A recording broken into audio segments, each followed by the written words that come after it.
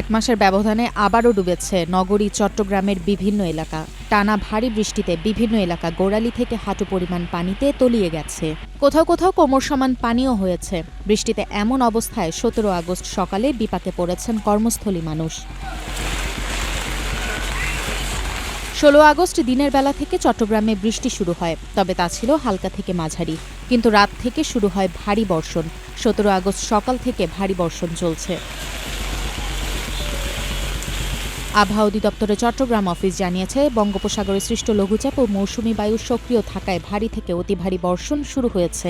আরও 2 থেকে 3 দিন এমন বৃষ্টি হতে পারে। টোটাল মূল কারণ হচ্ছে খাল খাওয়ার মধ্যে কাজ বন্ধ করে রাখছে, রাস্তার উপরে খাল উপরে উঠে গেছে।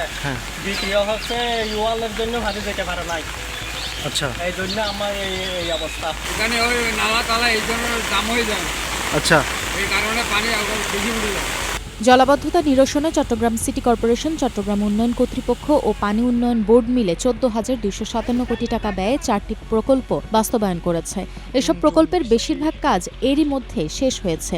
তবু ভারী বৃষ্টি হলে আগের মতোই তলিয়ে যাচ্ছে নগর, আর দুর্ভোগ পোহাতে হচ্ছে সাধারণ মানুষকে। নগরের বিভিন্ন এলাকায় জলাবদ্ধতা প্রসঙ্গে চট্টগ্রাম সিটি কর্পোরেশনের প্রধান পরিচ্ছন্নতা কর্মকর্তা ইখতিয়ার উদ্দিন আহমেদ চৌধুরী বলেন, ভারী বৃষ্টির সঙ্গে জোয়ারের পানির চাপ ছিল, তাই কিছু কিছু এলাকায় পানি জমেছে।